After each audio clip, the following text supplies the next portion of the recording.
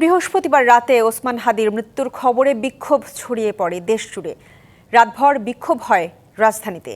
প্রথম আলো, daily star ভবন, ছায়ানট ভবন, ধানমন্ডি ৩২ নম্বর সহ কয়েক জায়গায় ঘটে ভাঙচুর, অগ্নিসংযোগের ঘটনা। এদিকে সহিংসতা পরিহারের আহ্বান জানিয়েছে ইনকিলাব মঞ্চ। ইনকিলাব মঞ্চের মুখপাত্র ওসমান হাদির মৃত্যুর খবর ছড়িয়ে পড়লে উত্তাল হয়ে ওঠে ঢাকা বিশ্ববিদ্যালয়। রাতে বিভিন্ন হল থেকে মিছিল নিয়ে রাজু ভাস্কর্যের সামনে জড়ো হন শিক্ষার্থীরা। হাদি হত্যায় জড়িতদের দ্রুত আইনের আওতায় আনার দাবি জানান তারা। শাহবাগে অবস্থান নেন ডাকসু ও বিভিন্ন ছাত্র সংগঠনের নেতাকর্মীরা।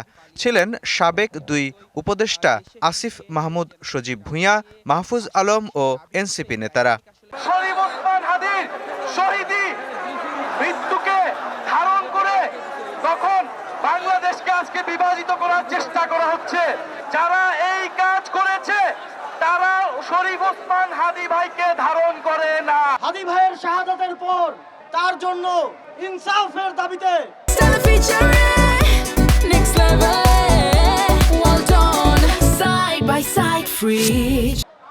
আমাদের যে আন্দোলন, এই আন্দোলনকে ভিন্ন খাতে প্রবাহিত করার চেষ্টা করেছে তাদেরকে আমরা চিহ্নিত করব এবং গণশত্রু হিসেবে ঘোষণা করব।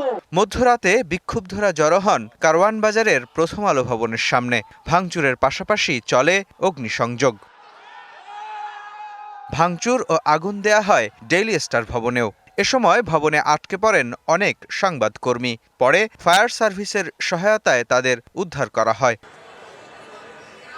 বিক্ষুব্ধরা জড়ো হন ধানমন্ডি ৩২ নম্বরেও। এর আগে গুড়িয়ে দেয়া বাড়িতে চালানো হয় ভাঙচুর। এছাড়া ধানমন্ডির ছায়ানট ভবনেও মধ্যরাতে ভাঙচুর ও অগ্নিসংযোগের ঘটনা ঘটে। ওসমান হাদির মৃত্যুর পর সহিংসতা পরিহারের আহ্বান জানিয়েছে ইনকিলাব মঞ্চ। মুস্তফা মাহবুব, ডিবিসি নিউজ, ঢাকা।